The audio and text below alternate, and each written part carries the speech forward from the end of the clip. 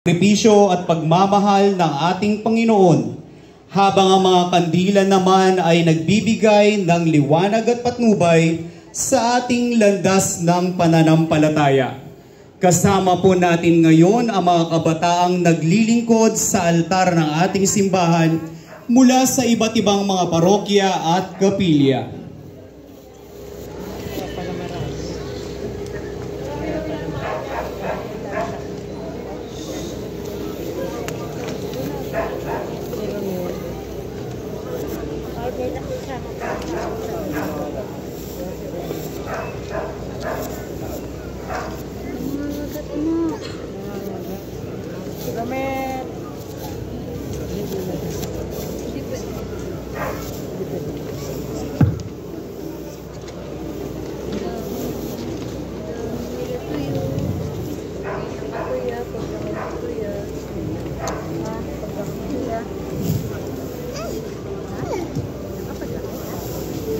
At sa tapog ito ng ating pagsisimula ng banal na prosesyon, atin pong tunghayan ang iba't ibang imahe ng mahal na Birheng Maria at ng mga banal na may malaking kaugnayan sa ating pagdedebosyon sa ating mahal na patron, San Antonio de Padua. At ngayon po, atin pong salubungin ang imahen ng Nuestra Señora de la Paz y Buen Viaje.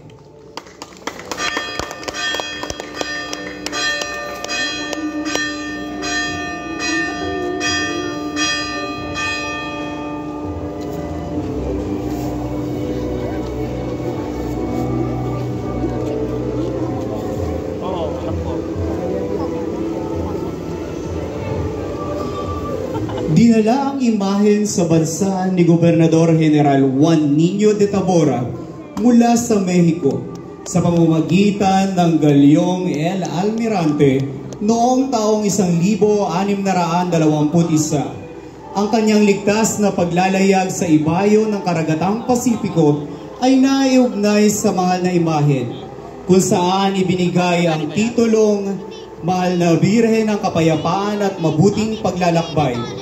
Ito ay sumunod na pinatunayan ng 6 na iba pang matagumpay sa Maynila at Acapulco na may imaheng lulang bilang patrona nito, ang imahe ng Birheng Maria sa Pilipinas. At dito sa ating distrito ay may natatanging kapilya na ang patrona ay ang mahal na Birhen ng Kapayapaan at Mabuting Paglalakbay. Itinatag ang kapilya noong taong 1962 ni Ginoong Eduardo Lasaga nang siya ay umalis sa serbisyo bilang US Navy. Noong taong ding iyon, ito ay kaniyang ipinatayo sa Kalye Liwayway sa distrito ng San Antonio. Kapistahan buong buwan ng Mayo. Nuestra Señora de la Paz, pamayanan ng Liwayway, at kasama din ang mga deboto mula sa Barangay 46.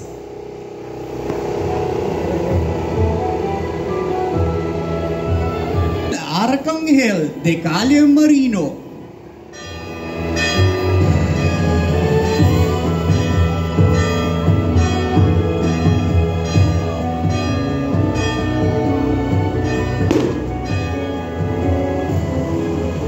Ang ibig sabihin ng pangalang Rafael ay pagpapagaling ng Diyos.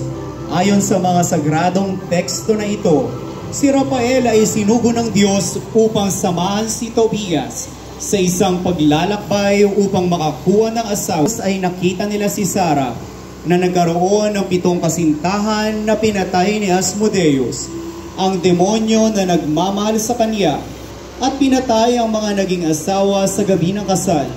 Pinagaling ni San Rafael ang pagkabulag ni Tobit, ama ni Tobias. Si San Rafael ay tinuturing ding patron ng mga ospital na mga nagpapagaling sa mga may sakit, gaya ng pagtulong niya kay San Juan de Dios sa kaniyang pagamutan. Kapistahan, ika-1 ng Enero. San Rafael Arcangel de Calle Marino, alangin mo.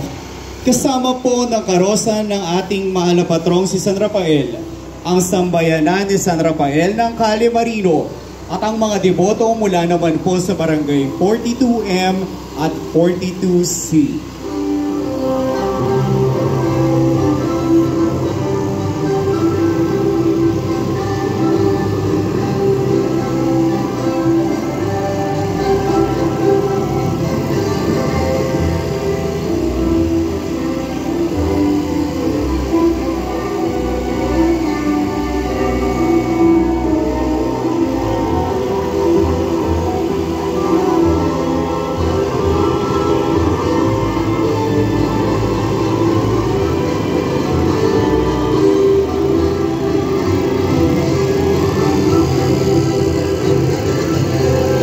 po namin sa mga deboto na nasa unahang bahagi po ng ating prosesyon na kung maaari po ay dire-diretso lamang po ang ating paglakad upang hindi po maantala ang mga karosang dumarating. Maraming salamat po. At ang susunod na karosa ay ang karosa ni San Antonio Abad.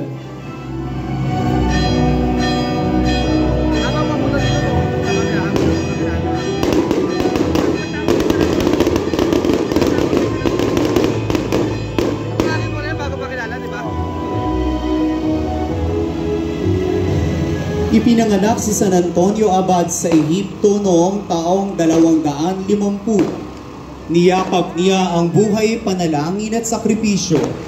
Dito naranasan niya ang maraming tukso ng katawan at isip at nakipaglaban sa demonyo na laging gumagawa ng mga kasindak-sindak na bagay para siya ay takutin at saktan. Dahil nakilala na ang kaniyang kabanalan, maraming tao ang nagnais na sundan ang yapak ni San Antonio at nagpunta sila sa disyerto upang sundan siya.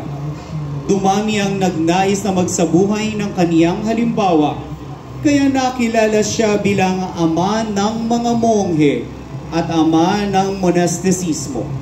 Bagamat walang kaugnayan si San Antonio de Padua at San Antonio Abad, ito naman ang naging inspirasyon niya upang kaniyang pangalang Fernando ay palitan niya ng pangalang Antonio.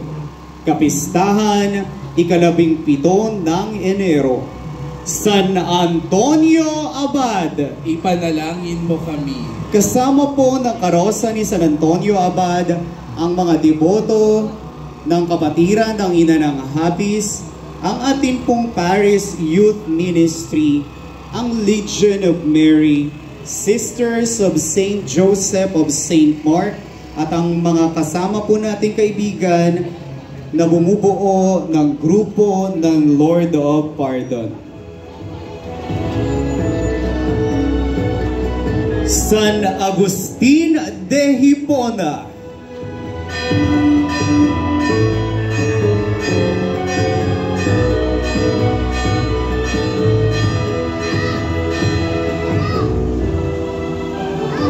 Si San Agustin ay sinilang noong 13 ng Nobyembre taong 354 sa Tagaste, sa Hilagang Africa. Ang kaniyang mga magulang ay sina Patricio at Santa Monica. Ang kaniyang ama ay pagano at opisyal na Romano, samantalang si Monica ay isang masugid na Kristiyano. Sinikap niyang hubugin sa pamumuhay na Kristiyano ang kaniyang anak. Tinugon ng Diyos sa mga panalangin at pagpapakasakit ng kaniyang ina. Nang sila ay pabalik na sa Africa, namatay si Santa Monica sa Italia.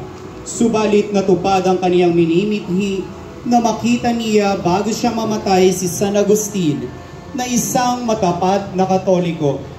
Dahil dito, siya ay tinanghal ng simbahan bilang isa sa mga dakilang ama at pantas ng ating simbahan.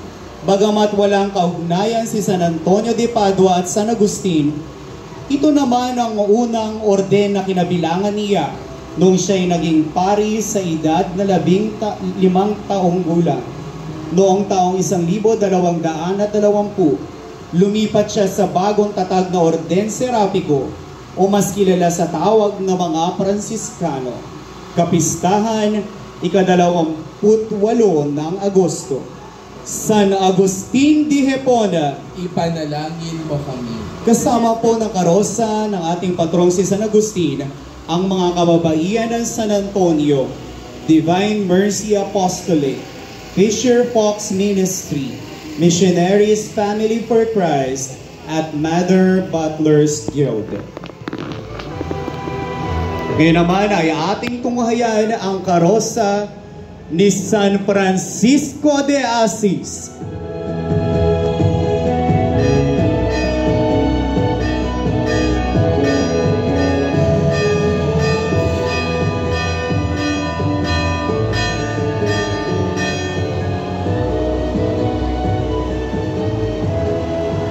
Francisco Bernardone ang pangalang ibinigay ng kaniyang mga magulang na sina Pietro at Pica, mga may kayang mamamayan ng Assisi.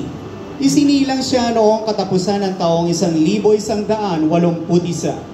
Paborito ng kaniyang ama ang bansang France, kung saan kinuha ang kaniyang pangalan. Nag-iisang sundalo sa giyera si Francisco, subalit umuwi siya matapos mabihag ng mga kaaway. Isang karanasang espiritual ang nagtulak sa kaniya upang magbago ang mga pananaw. Tila nawala ang pang-aakit ng kayamanan at luho ng mundo para sa unti-unti niyang naunawaan ang kagandahan ng pagiging hamak, payak at dukha sa mata ng Diyos sa harap ng kaniyang kapwa. Hinangaan din ng santong ito sa kaniyang kabanalan at karunungan. Kaya't isa din si San Antonio na kinilala sa order bilang nakatataas na guro ng teolohiya. Namatay noong 1226 si San Francisco at 2 taong pagkaraan ay naideklara bilang isang santo. San Francisco de Assis, Ipanalangin mo kami. kasama po ng karosa ni San Francisco, ang Ministry of Catechesis, San Rovetti, El Shaddai Prayer Group, Apostolado ng Panalangin, Ministry of Altar Servers mula po sa San Roque Parish. Nuestra Señora de la Soledad de Portavaga.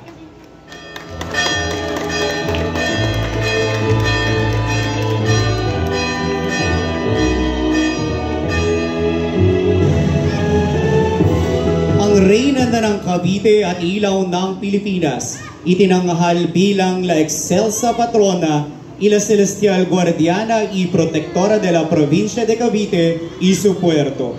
Ang ina, reyna at patrona ng buong lungsod at lalawigan ng Cavite na pinamimintuhuan ng buong lalawigan ng mga karatig bayan at hindi maitatangging natatangi at nakalimbag sa kasaysayan ng puso ng bawat Caviteño. Ito ang pinakamatandang nananatiling larawan ng mahal na Birheng Maria sa bansang Pilipinas. Mahimalang nagpakita at natagpuan sa Portavaga sa baybayin ng Kanyakaw sa Cavite Puerto. Itinanghal bilang patrona ng mga galyon sa kadahilan ng ang kanyang larawan ang ginagamit sa pagbabasbas para sa matiwasay na paglalayag sa karagatan. Kinilala din bilang birhen ng libong mga himala dahil sa napakaraming himalang natanggap ng bawat deboto, lalo na ng sambayanang Caviteño. Pinutungan ng korona ng Nooy Apostolic Nuncio sa Pilipinas ang lubang kagalang-galang Gabriel Giordano Castia sa kapahintulutan ng kanyang kabanalan, Papa Francisco, noong 18 ng Nobyembre, taong 2018. At ang banal na imahe ng mahal na Birhen ng Soledad ng Portavaga ay itinanghal at kinilala bilang pambansang yamang pangkalinangan ng Pilipinas o National Cultural Treasure of the Philippines. At ngayon, kinikilala siya bilang dakilang ina, reyna at patrona ng buong lungsod at lalawigan ng Cavite. Nuestra Señora de la Soledad de Portavaga. Ilaw ng Pilipinas, ipanalangin mo kami. Kasama po ng karosa ng mahal na Birhen ng Soledad, ang mga kasapi mula sa Cofradia de la Virgen de la Soledad de Portavaga, Music Ministry, Commission Readers, Extraordinary Ministers of the Holy Communion, San Antonio Catholic Organization, Ministry on Popular Religiosity and Devotion. At ngayon ay ating tunghayan ang ating Hermana Mayor sa taong ito, kasama po ang ating Kura Paroko at ang pagdaan ng estandarte ng ating mahal na patrong si San Antonio de Padua. At iniuhudyat po nito ang pagdating ng karosa ng ating mahal na patron, San Antonio de Padua. Kaagapay po ng estandarte ng ating mga mahal na patron ay ang Ministry of Altar Servers, kasama po ang mga honor guards mula naman po sa Knights of Columbus. Mga deboto mula po sa distritong ito, atin pong pasalubungan ng palakpakan, San Antonio de Padua.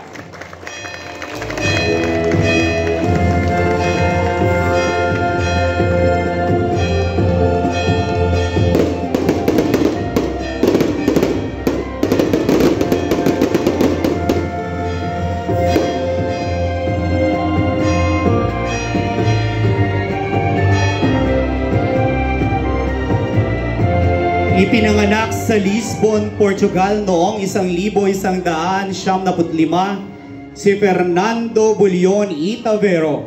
Nabuhay siya ng matagal na panahon at namatay sa Padua, Italia. Tumanggap siya ng abito Franciscano sa isang bisita na nakalaan kay San Antonio Abad, kaya tinaglay ang pangalang Antonio. Humanga sa kaniyang talino at kabanalan ng tagapagtatag ng mga Franciscano na si San Francisco ng Assisi, at iniatang sa kaniyang balikat ang mataas na tungkulin.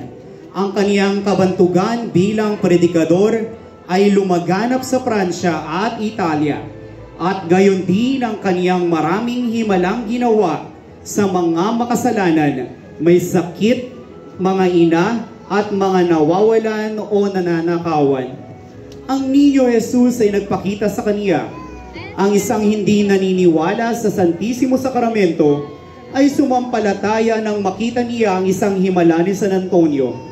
Ang isang asnong gutom na gutom ay nanikluhod sa harap ng ostia konsagrada sa halip na kanin ang damo.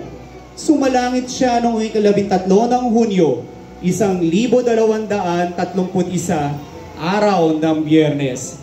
At noong 17 ng Hunyo, 1231 araw ng Martes, ang kanyang mga labi ay nilipat sa simbahan ng Santa Maria Mater Domini.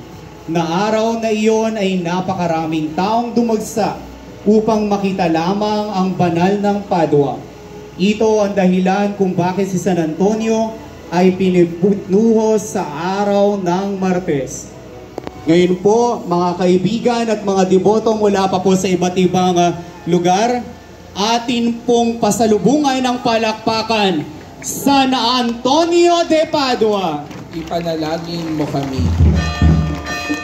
At ngayong gabi, sa atin pong pagsama sa banal na prosesyon ng ating mahal na patron, ay patuloy po nating